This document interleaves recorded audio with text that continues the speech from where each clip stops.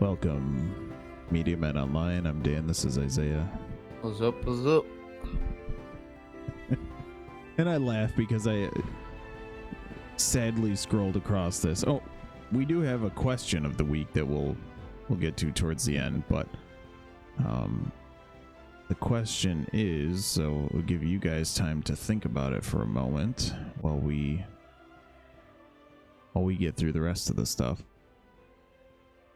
The most hated character in media. And we'll have one for next week as well, because I found one.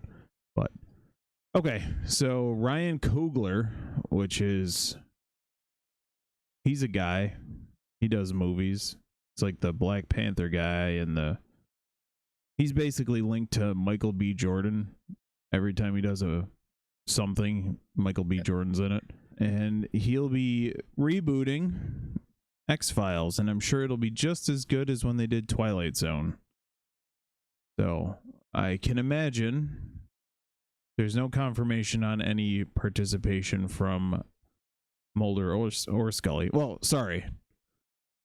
The actors, David Duchovny, and I just blanked on her name. God, what the hell's her name? Gillian Anderson. There we go. It could be just a straight up reboot where they have Black Mulder and Black Scully. Or sorry, where they have new actors and actresses playing Mulder and Scully. Definitely won't be any. Isn't Ryan Coogler the guy? Was it Ryan Coogler or Jordan Peele? I can't remember which one said they don't like working with white people. Oh, it was the guy who does those horrible one word movies, like Us and. Oh well, yeah, Us was bad. Like I actually liked Nope. Well, I stand by my previous statement. Why? Well, because everything has to be rebooted, and everything has to be rebooted. They say, allegedly, Ryan Coogler's mother was a big X-Files fan. That's what the article stated. Mm-hmm. Now, is that true? Most likely not. But nevertheless, said his dad was a big Rocky fan, and his mother an X-Files fan, which could be an excuse for them to get him in. Or he could be telling the truth. Either way, it's probably going to be real bad. But I'll probably give, just like this It thing, I'll probably give the first episode a try and see how it goes. But I don't know. We'll wait and see. I can't imagine that. Anyways. All right. We'll move on. Yeah, I won't dwell too much on this. I don't know. Like something I don't really talk about a lot, but I do consume a lot of is chess content. I played a lot of chess growing up in like elementary to high school. I didn't really have an outlet for it after that, so I don't play as much anymore, but I like watching a lot of chess online. And especially because of COVID, like chess.com and a lot of like professional chess players kind of like blew up through streaming. And like one of the people who did that was a grandmaster by the name of Daniel Narditsky.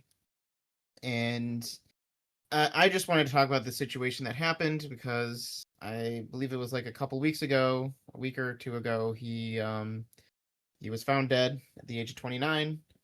And there's no confirmation as to the cause, but he was going through a lot of emotional turmoil because another former chess champion by the name of it's Vladimir Krim. I don't even want to give this guy like anything, but it's Krimnov or something. But he basically has for the past year was claiming that this guy was cheating, playing online and stuff, and was doing a whole harassment campaign against this guy, and was like, he'd have like 6 cameras set up on his streaming thing to show he's not cheating. It'd be, oh, that's not enough. Look at this thing. Look at that thing. And the harassment got to the point where he ends up dead, and people are just thinking like, it's got to be connected.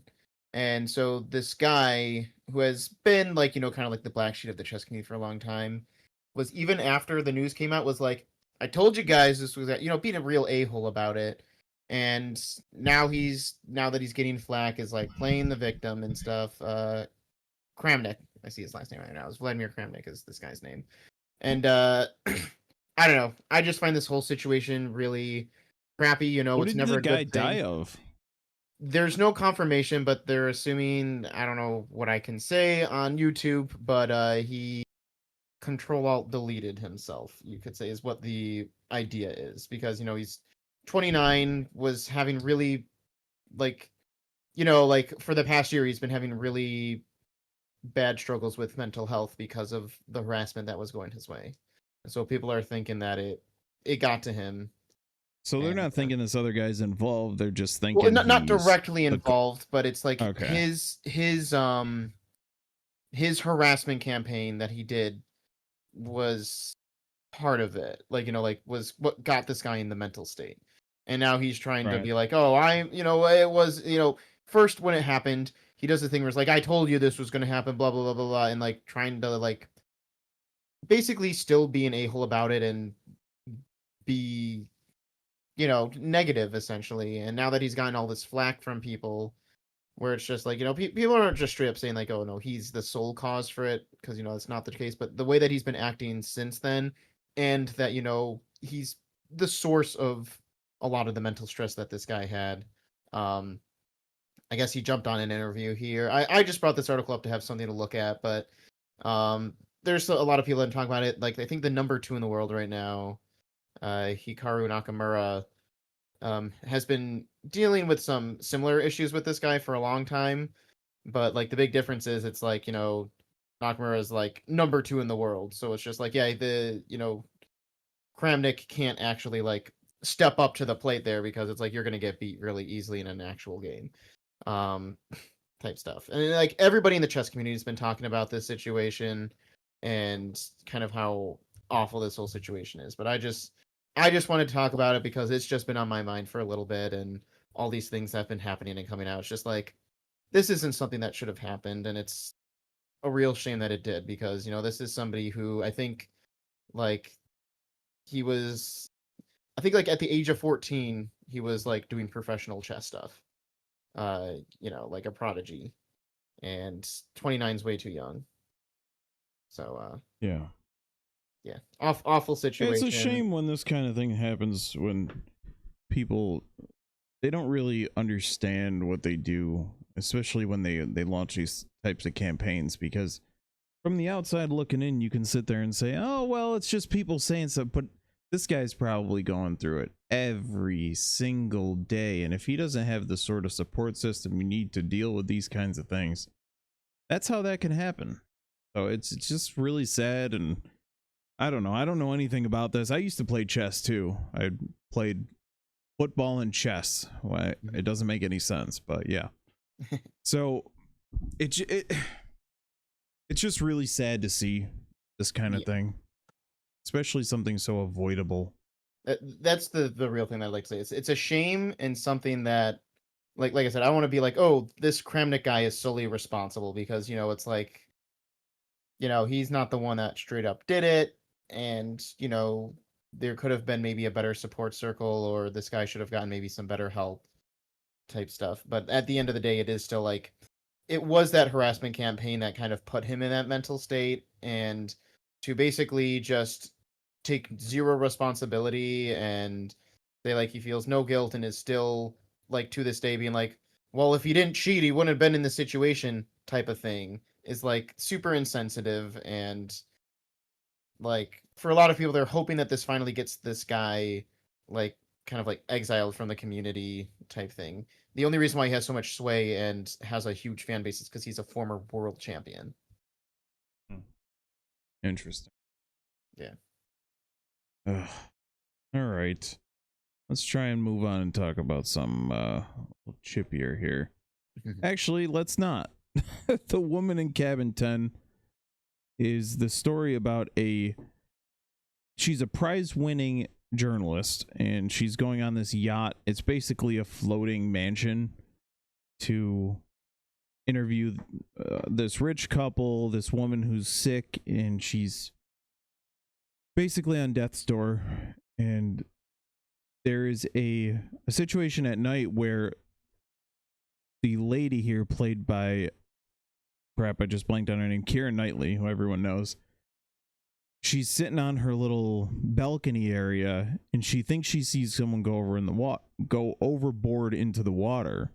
And the whole thing is essentially and then everyone's on board is still accounted for. So the whole thing is essentially a mystery, like a murder mystery without any evidence of a murder.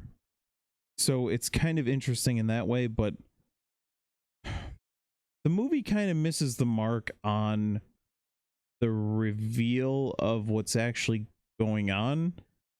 Kind of the build up and the story itself is pretty solid, but when you find out what's really happening is kind of where it, and I guess if you're going to lose me at the end, that's where you're supposed to lose me. I don't know, because I could have just turned it off if it was crappy throughout. But Keira Knightley's good. It's Guy Pearce is in it. He's obviously good. He's always good. This 2.4 out of 5. It's roughly around there, I would say. It's very mid, very average, but I would be curious if you end up watching it, what you think about the reveal, and I'll keep it as vague as possible. Is it worth watching? I would say if you're bored, if you're really into a murder mystery type of thing, and like they play up the fact that everyone on board's accounted for, so who could have possibly gone in the water? So they're playing with her like mental state. So it's a lot of that, but the movie's all right in general. It's fine. It's nothing that I would say go out of your way to watch, but you know, it's decent overall. I would say mid is the perfect way to describe it. Unlike the Chainsaw Man movie. Holy crap. Do you have a list off the top of your head of the anime movies that hit theaters in 2025? The only ones that I can think of are this and like for actual movies, it's this and Demon Slayer. I know there's all those like the Don to Don movie that was just the first 3 episodes of the TV show. There's a bunch of ones like that, but the only 2 that are really coming to my mind that are like television shows that are also movies, not like, you know, original movies. It's just like this and Demon Slayer. Yeah, this one was a lot better than Demon Slayer. It's all right, so in this one, I'll say that. Huh? Said it's interesting. My thought, because I agree with you that I liked it better than Demon Slayer, but I think it's solely because I think the first half of this movie works so much better than the first half of the Demon Slayer movie for me. Which I know wasn't the case for you, so I think that just shows how it's just overall a lot better. Yeah. So this is about a story. I was calling her Rize, but it's Rize, where Denji is kind of. The one thing I didn't like about it is that Power isn't in it as much, because I do like her. Yeah. But it's your classic Chainsaw Man setting. You know, it's regular old Japan, but you got to fight demons and such. And he meets this cute girl, and they go on a little adventure together. And I was gonna swear, but stuff hits the fan. And the first half of the movie is build up. The second half of the movie, it's like 40 minutes of awesome action. Oh, I had such a good time with this movie. I was a little curious as to when it was going to pick up, but once it did, it didn't slow down. Fantastic. Yeah. So for me, I like this arc a lot. I will say I left the movie theater just being like, man, I can't wait for the next one, because that's like my favorite arc of Chainsaw Man. But I think the pacing of this movie is really good because it has a slower burn in the beginning, but that's because you have to, you know, get people, you know, attached to the Reze character. You know, they have to be interested in her. You know, if you have no interest in her or her relationship with Denji, you know, the rest of the movie doesn't work, in my opinion. Like, sure, you have all the action that's really good, but like the emotional attachment to what's happening in the action isn't there. It's very similar to like, did you watch and or read Jujutsu Kaisen? I forget. Yeah. So like the stuff that happens with like Junpei in Jujutsu Kaisen, where, you know, Itadori meets Junpei and you see their relationship grow before, you know, stuff hits the fan in that thing. And I felt like it's a very similar kind of arc where it's like you have this relationship that needs to be built upon, so that way you have this emotional depth to the battle that happens for the second half there. And that's definitely the case for this one here. And it was really funny because I was watching anime with my friends, and we hadn't watched like the Devil is a Part-Timer show in a little bit. So like, let's try watching season 2 of that. And I had already just watched this movie, and I go into that one, I was like, wow, like the backgrounds are so static and there's like no detail in any of the animation and stuff. So I was like, let's watch the first episode of Chainsaw Man, the TV show, and it's just like so much different. It's just like, man, Mappa's just on a different level where it's like, like the grass blows and you can see it move, and as people walk, like their hair kind of goes back and forth. And especially the weird thing with this movie where there's straight up nudity in this movie. Technically not, though, because they don't draw a certain anatomical part of the body, so it's just like, I guess it's not considered nudity, right? I felt like I got a whole package. And the end, not even just like the ending, like the action, but then like how the movie emotionally ends, like with the wrap up post fight stuff, is super well done and, very, very interesting. I don't know, just every part of this movie worked very well. And I mean, that's, can't say the same of the Demon Slayer movie. That movie feels super segmented and it hurts it as a movie. Yeah.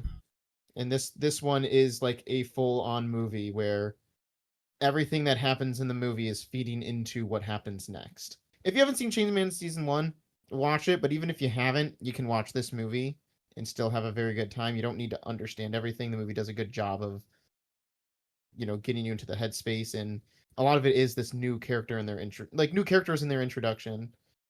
There's one aspect of it that I think from a newcomer's perspective, which I am not, but I went to the movie with someone who was. I think that if they would have explained a little bit, you don't even have to do it because he's obviously a young man, but explain why he's such a perv just a little bit. Because she would lean over to me and be like, why is he just horning over these girls? And I would just, give her a little bit of info, but that, and then a little bit of backstory on why he has the ripcord hanging from his chest.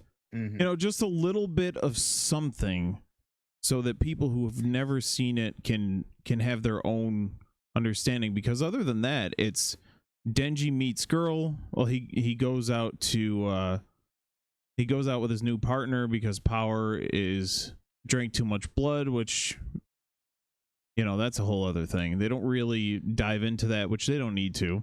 Yeah. Goes out, meets girl, goes on date, girl goes insane. So there you go. It's a very simple story. The art is absolutely wonderful, especially when they hit a certain point, especially when he's fighting that giant tornado monster woman, where he does this kill move and the color of the blood flowing, and then they hit like this psychedelic color scheme at one point, and it's all just so fantastic. It's Studio Mappa again, and it's so good. Yeah, Mappa, I mean, like, I think same studio that did My Hero Academia, right? Yeah, they have a lot of good stuff under their belt. The tournament still blows my mind in that the second season for My Hero.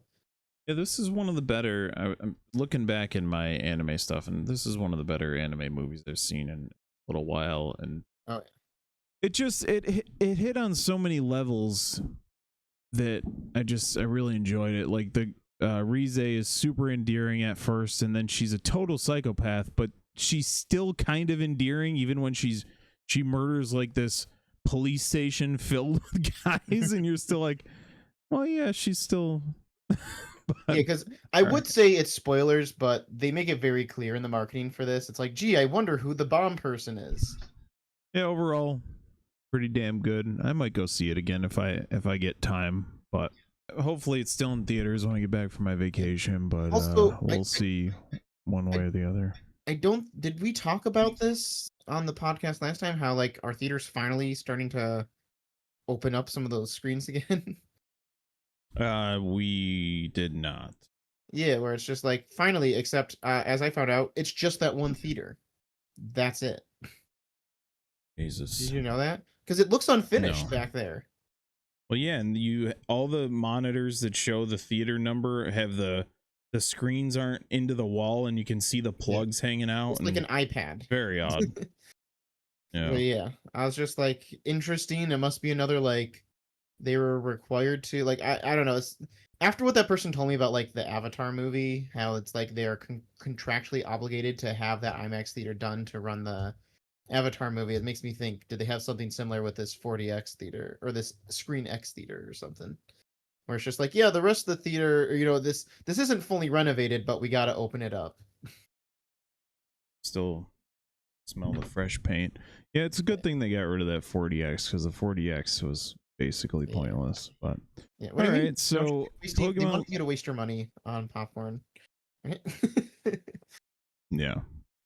Sorry. Yeah, Chainsaw Man, good. Pokemon Legends ZA is fine. Gonna run this down. So you spend the entire game is time is spent in Lumiose City, which is the main hub, the biggest city in X and Y, the one with the fake Eiffel Tower in the middle. You can actually go in buildings in this game. Not all of them, because some of them are people's houses, and I've seen people complain, why can't you go in every building? It's not how games work. You can go in a lot of buildings. Probably, I would say 20% of the buildings that are there have things inside of them. But to say that you should be able to go into every building in this giant city is kind of insane. It's just unrealistic expectations. Not only just for a Switch game, but for a development cycle in general. It's absolutely insane. The 3 starters they brought for this one, Chikorita, Tepig, and Totodile, I thought just like Pokemon Legends Arceus, I thought they were all going to have alternate forms for their final form, but they don't. It's very, very disappointing, because these 3 Pokemon suck. So I thought having alternate forms would boost them, would give them a little bit of a resurgence or a rejuvenation of some kind, but no, they're just the exact same. They do get Mega Evolutions, which Mega Evolutions are back for this one because it all started in X and Y. But their Mega Evolutions are disappointing as well. They look like crap. Like, oh, Meganium just has more flowers on its neck. Totodile's scale turns into looks like a dragon head, but it's not down, it's facing upwards for some reason. Very, very disappointing stuff. The game itself is fun. The loop is, so ZA is the rank. You start at Z, you have to get to A. So there's a day-night cycle. At night, you can progress your rank. During the day, you do side missions and things like that. And that's essentially the cycle. There are these little zones that open up where you can catch Pokemon, but the rest of the city has just like normal people walking around. But for some reason, sometimes you can still catch like a random Fletchling that's flying around the city, even though it's not in a zone. I don't really understand that bit. A lot of rooftops, I spend probably 15% of my playthrough so far trying to find out how to get onto certain roofs. It's very annoying. The other part of the gameplay loop is these rogue Mega Evolutions, where it's built into the story. You have to go and kill these Mega Evolutions to retrieve the Mega Stone. Storyline wise, you're saving the people around the city because Mega Evolutions are unstable. But in terms of gameplay, you beat the Mega, you get the Mega Stone. You don't get the Pokemon and the Mega Stone, but you get the Mega Stone, you still got to catch the Pokemon. I talked about Wild Zones.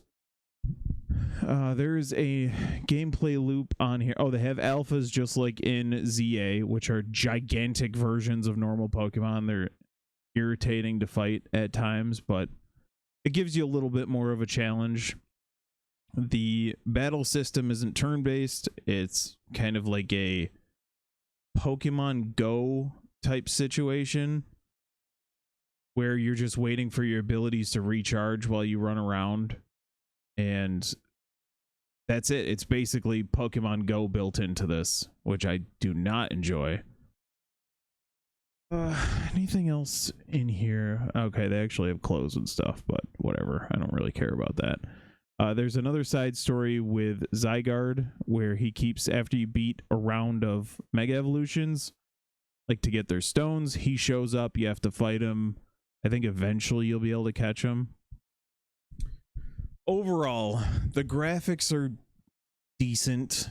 They're probably the best Pokemon graphics that we've seen so far, but what does that even mean, really? I've been playing it on Switch on the big screen, and it holds up. It plays pretty well. My Switch is very hot afterwards, but that's to be expected, I guess. Do I recommend it? If you're a Pokemon fan, you already have it. Do I recommend it to someone who doesn't play Pokemon? No, you can't.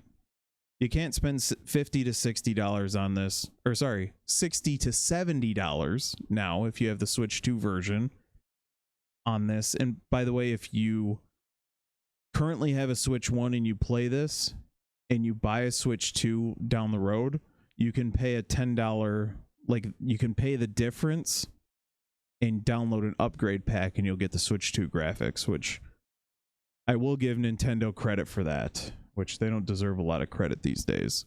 It should be free, but yes. Right. But don't you think people would just buy the $60 version and like upgrade it if that was the case? Well, I mean, that's what the game shouldn't be separate. Like that's Oh, yeah, why yeah. they're doing it, I but I'm agree. saying like the game, like either the game should be $60 or should be $70. I don't know. I agree with that. Like that's my one issue is I feel like they did this whole $10 upcharge thing so they can resell Breath of the Wild for $70. Yeah, Breath of the Wild and Mario Odyssey and Yeah. you know all these games. You know, all these games where, you know, with normal people where, or, you know, normal publishers where, hey, this is a 6-year-old game, you can get it for 30 or $40 now. Nintendo, not, we're going to make it more expensive now. Like that's the one crazy thing is if you go on your Switch, you even go on, like, I don't think the store's up anymore on the Wii U, but if you did, where you go on the Wii U store, old games would still be full cost. Overall, I'm having fun with the game in general. I'm a Pokemon guy. There's a lot of things I would change about it, but I don't know. It's decent overall. Some of the things are actually quite challenging. But like for instance, I was doing this thing before we started, maybe about an hour or two ago, where you get your party of 6 and you have to fight 10 consecutive matches with no heals. You don't know which Pokemon are coming next. And I've tried it twice and lost both. The last one I got to, I defeated 28 in a row, and then they finally got me. But it actually has a bit more challenge than usual. It's definitely more interactive than your typical turn-based, you know, type of Pokemon game. But I still prefer the turn-based overall. I'm not telling I can't tell anyone, you know, to buy it. Like, even you who's played a couple of Pokemon games, I can't really say, hey, go out and spend $60 on this. Mm-hmm. It's not really worth it, but me, I'm gonna get it regardless. So, Yeah. Marvel's The Defenders, and I was watching some stuff. I think I can't remember if it's one of the videos that we're going to talk about later. I can't remember if I linked it or not.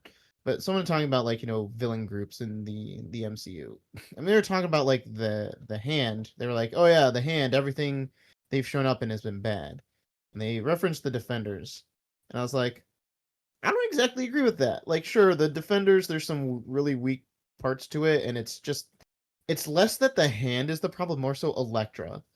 I just don't think the way that Elektra was implemented in both Daredevil and in this show makes her very interesting, or that I really care about her at all. And we were talking about like the Raise a Chainsaw Man movie where it's like you care about her as a character because all of the character building they did with her kind of made you and you know care about her. And that's the problem with Daredevil season 2 is all the building they do of her character. I don't know, it just didn't work. And I didn't care about her. So now when she plays a big role in this show, I don't care either. And it's just a big weakness to me. However, the thing that really works with the Defenders, which is what makes I think the Avengers very fun as well, is the dynamic between these four people and them crossing over. Danny Rand is still like the weakest. I still don't understand why they didn't give him his costume, but like what I really like, and I think I mentioned this last time, is that they each have something unique to bring to the team. It's not like they're all the same thing. And that is shown off very well in this show. There's a couple good action scenes where they're all fighting together and you get to see that they're all doing something different. And it's not even so much just their fighting style, but like the who they are as characters affects what they do differently as well. And same thing why I think the Avengers worked and what I like in this is the conflict that comes with these personalities all coming together. It's they at the end of the day are going to work together, but at first they all have differences with them and they're going to butt heads a little bit. You saw that in Avengers, you see that in this. So um I don't know. The show isn't perfect. I think like 7 out of 10 is a fair score for it there. It's not amazing. It's good. Um, I like it. It's very fun, especially like if you've seen, all the seasons that came out before it. It's a nice little kind of like convergence of everything. Um, I don't know. I enjoyed it for the most part. It's just Elektra just does not work for me as a character in this. Um, did not in Daredevil season 2 either. In fact, that's why like Daredevil season 2 had the potential to be the best season because the Punisher stuff was so good. But then the second half of it, where they swapped doing the Elektra and hand stuff, just didn't work. And it's the same with this here, but still very fun. I mean, obviously, if you haven't seen the previous seasons, I wouldn't recommend it. But if you're watching through all the seasons, you might as well watch this one as well. Where does this fall chronologically? Like, how many seasons So passed it's before this? all of the season ones of each show, but then season 2 of Daredevil as well. That's what you have to Gotcha. watch before you watch this. But it's because I Like think Iron the Man. release order was like, yeah, because I think it was like Daredevil season 1, then they did Jessica Jones season 1, then Daredevil season 2, then Luke Cage and Iron Fist. And then this came out. And then all of the rest of the following seasons came out after this show. Yeah. Nice. All right. Wow. When we looked at this the other day, it was at like a 40%. I Pretty think it was like, interesting. yeah, it was like 38 or something crazy. Yeah. Not even a week ago. So, Wow. yeah. Welcome to Derry. I watched the first episode. The clown's not in it. This first episode. Don't really understand where the James Remar Steven Ryder situation is going. They're military men. I don't really know what's happening, but we meet a kid who he's kind of this loner kid, and he's trying to leave Derry. This family picks him up and, oh, we're going to Portland. Well, they turn around and take him back to Derry, and stuff hits the fan. I don't know if it's even worth spoiling what happens, but it gets gross and it gets screwed up really quick. You have a group of kids again who are looking for this missing boy, the boy who was supposed to be leaving Derry. Very similar to when, what's his name from the, like Tommy or something from the movies. But it's a very similar situation, a ragtag group of kids who are getting together. The girl who's supposed to be like 12 in this, she looks 30, so I don't know what we're doing here. But I don't even see her on here. Maybe it's this girl. How old is she? Yeah, 35. Come on. She's playing a child. Uh, Um anyways, uh, there's a bit of a mystery. One of the boys thinks that the let me get the name of this kid. Oh, Richie, that's the kid's name that gets lost in the first one. Why am I not seeing the... Oh, here we go. Maddie, this kid, Miles Eckhart's character. A couple of the boys think he's still alive. They're going to look for him. One of them hears his voice in the drain. So, you know, it's a whole mind freak situation. It's very similar to the series. It's decent so far. A couple of the special effects look really wonky. Like 1994 B-rated movie wonky. It's just like X-Files wonky. I don't know. But overall it's decent. The ending of the first episode has me wondering, this isn't a spoiler, if any of the first episode happened at all. So, or like if some of it didn't happen. Very confusing towards the end, because it seems like, yeah, I'll just leave it. It's brand new. I don't want to spoil anything, but it's worth a watch. It's worth a try. It's an hour-long episode. I don't know if every episode is an hour long or if it was just the first one, but it's decent.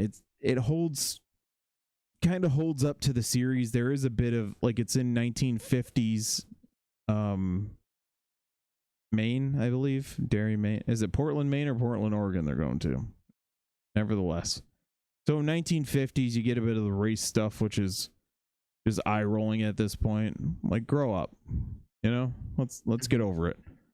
But other than that, it's pretty solid. I would say it's worth watching the first episode, and I guess the second episode's coming out on Halloween, which doesn't line up with the week to week, but they're going to release it on Halloween instead. Well, that's fun. Which is Friday. So, yeah, check it out. I think, Isaiah, you'll probably like it, so let's move on. This is the one I linked. Okay. So this is a channel, Fact Fiend, that I used to watch a lot of. I guess he had some life stuff come up, so they stopped making a lot of videos, but like I watched a lot of Fact Fiend on overnights while walking, because it's a channel where they talk about usually comic book or, you know, pop culture related subject and kind of dive into a lot of the behind the scenes. So like his big video is the one where it's just like that time that the X-Men movie killed off an unkillable character. It was like Darwin from First Class. And it's a really fun video because he talks about like Darwin as a character in the comics, and then just kind of like how silly it is, where it's just like, yeah, and then they kill him off in X-Men First Class, even though his superpowers literally cannot die because, you know, adapt to survive kind of thing. But it's just fun stuff like that where he digs into a topic and goes a lot of behind the scenes stuff. And this was you know, I hadn't watched some videos in a while because he kind of stopped making them, but I saw this one. It says classic, so I'm not sure if this is like an old video remade or not, but I hadn't seen it before. But it's just, like I said, it's silly title, which is kind of very based in truth of how, you know, for the Solo movie that came out, how he was basically doing the stuff that Han Solo would do in the filmmaking, and he was told to stop doing it, and just, you know, Disney doing Disney stuff. But it's a video that I think is worth going through because it's not just on that topic, but they talk a lot about like the older movies and like how George Lucas went about making the older movies, because a lot of the context for this is about like Han Solo and how he was directed and acted in the older movies versus what they tried to do in the new movie. But I don't know, I just wanted to bring a little bit of spotlight to this video because I think it's fun. I don't know, it reminded me of back when I liked Star Wars. Maybe that's why. Wow. Like, remember when I enjoyed Star Wars? I know, right?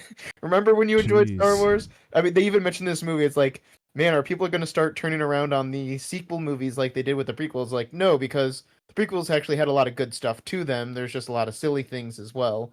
The sequels just don't have what, made Star Wars fun and entertaining, really. But Yeah. I don't know. I liked this. And then Yeah.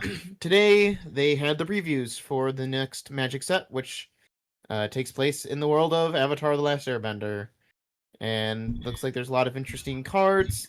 I think this set looks way more interesting than the Spider-Man set, mainly because it is Magic adjacent, at least in its like tone and setting, especially since they're only doing Avatar and not Korra. Korra gets into like futuristic technology and cars and stuff.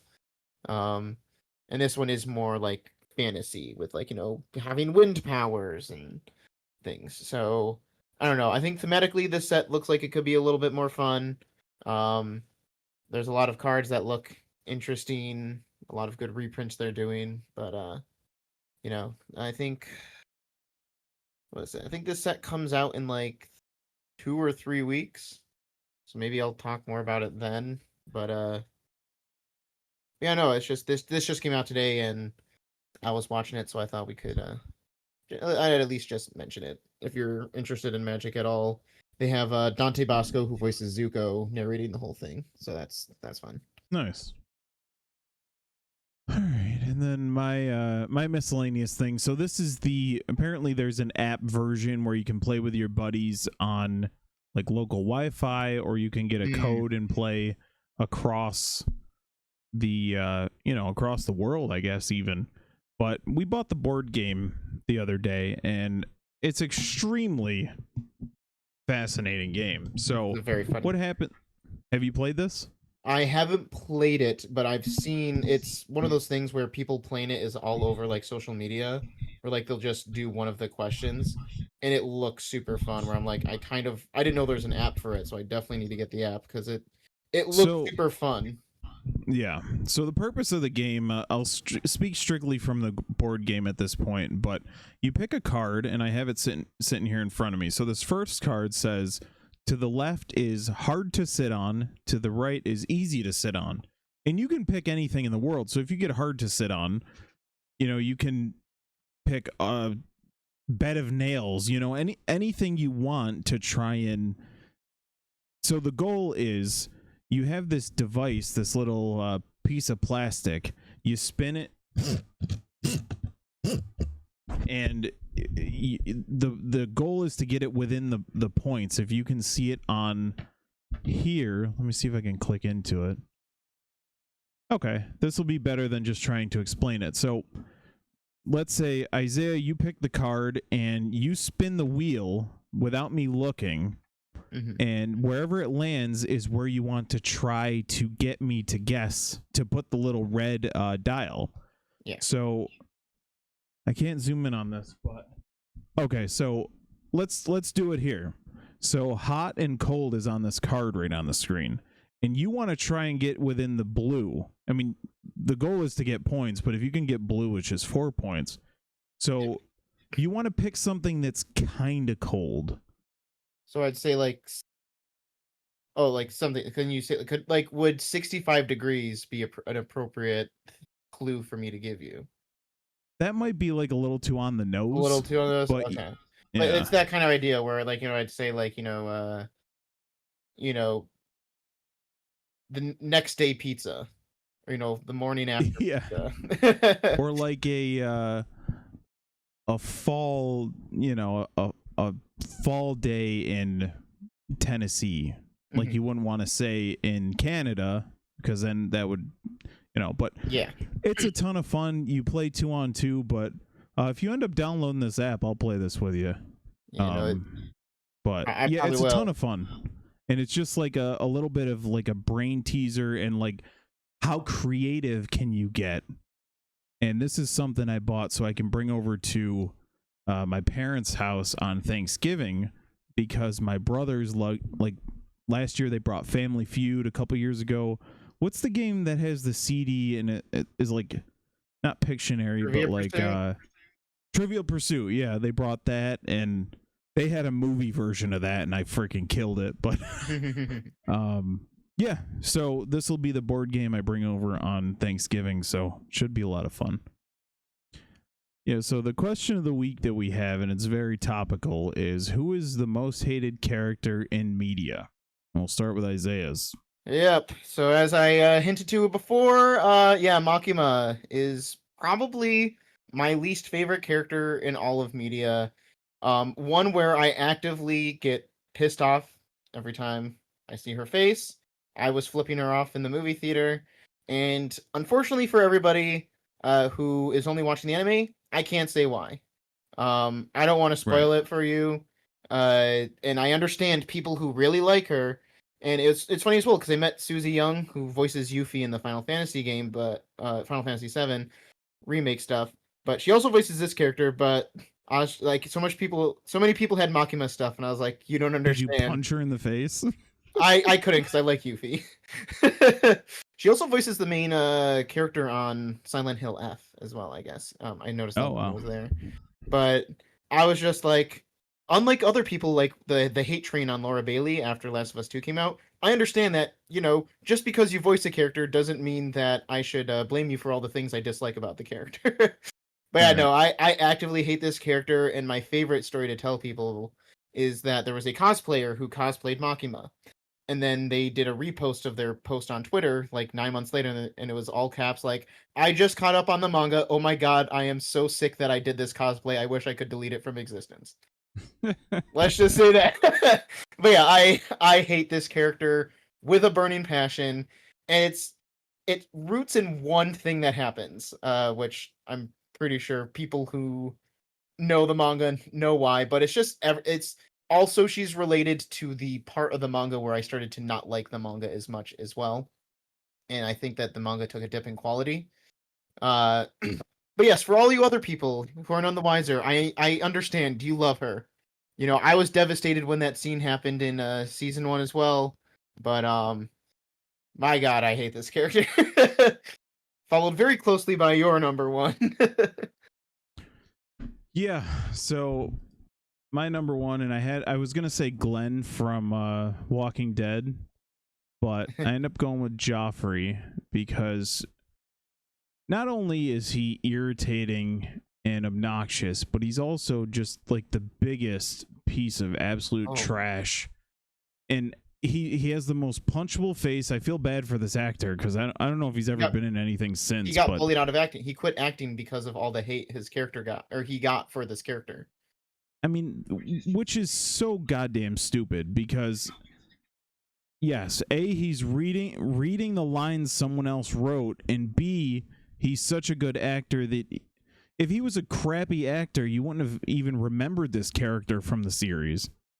Yeah, this guy, he's the bastard son of the Lannisters, and he's a child. Like, imagine if you gave your douchey brother, I mean, I don't know, you're a brother, Isaiah, but if you have a douchey brother and you just gave him the keys to the kingdom, like how much of an absolute piece of trash he would be. That's what this is for the entire time. The only thing I don't like about this, and spoilers for this show that's been, I mean, it ended in what, 2018? Yeah. When he dies, he's poisoned. He doesn't die harsh enough. He dies in such a brutal way, but it's not even harsh enough for how much of a piece of crap he is. Yeah. Which is saying something. Let us know who your most hated character in media is. And next week, and we'll give you guys something to think on because I have one for next week. And this is via All the Right Movies on X, which I find some of this stuff. So, what is the most underrated film you've seen? So, by next week, think of, the people in the comments and everything. It's Most Last underrated Jedi. film you've seen. No, Well, that's not the oh yeah, it's us. Alrighty, next All right. week, Hazbin Hotel season 2 is coming out. I think they're gonna do the same thing they did last time, where they're releasing 2 episodes at a time. I like Hazbin Hotel. I think a problem with the first season is that it feels very rushed, and like they thought they were only gonna get 1 season, so like there's a conflict that happens with a character and their father, and it feels like something that is introduced and should build throughout the season, but it's resolved over the course of the entire episode. And it's like, wow, it just feels so crammed. And the creator has come out and said that for this season, it's not going to be as they didn't use the exact term rushed or crammed or something like that, but they gave the sense that, you know, it's going to have more room to breathe, which has me excited because I really liked the music a lot in this show, and there's a lot of things I do like about it. It is like Hell of a Boss, which was like the spin-off show, is like one of my favorite shows ever, and one of the main reasons why is because that has time to breathe. It was kind of like Hazbin Hotel got bought by Amazon, so while they were making it as an Amazon series, the creator was like, hey, I'm gonna go and make a spin-off show that I can keep releasing on YouTube so that way people can keep watching it that way. And since they just kind of were able to release it however they wanted, I feel like it has a lot more room to breathe. And but since they made a deal actually with Amazon, the characters can start to cross over, so I'm interested to see if that pops up in this season at all. And what kind of might come of that. But hearing that this season is going to have more room to breathe has me more excited because the music was fantastic in the first one. My only problem was the pacing with it. Characters are really fun. I mean, they got even Keith David to voice a character in it, and he's really good in the show too. How do you get the beans above the Frank? Deep cut. Man, that's a Keith David line from Something About Mary. Deep cut, deep movie cut. So, and for me, this movie, we literally just, while Isaiah and I were setting up for the episode, just came across this by saying, are there any movies coming out next week? And this one seemed kind of interesting just based on the synopsis. I'm not going to watch a trailer or anything. I'm just going to go and see it because we do the unlimited Regal Pass and we might as well get some use out of it. So I think between now and then, I'm going to see Chainsaw Man again. I'm going to see Violent Ends, but I will be in Tennessee starting Thursday through the weekend, so it's pretty exciting. Going to a Nashville Predators game, first NHL game. We've been to a bunch of our local. We have an AHL affiliate, like minor leagues for hockey, but pretty excited about this. Should be a lot of fun. All right, so thanks for watching. Let us know what your most underrated film is. Actually, that's next week. And let us know who your most hated character is down in the comments. And we will catch you guys later. peace.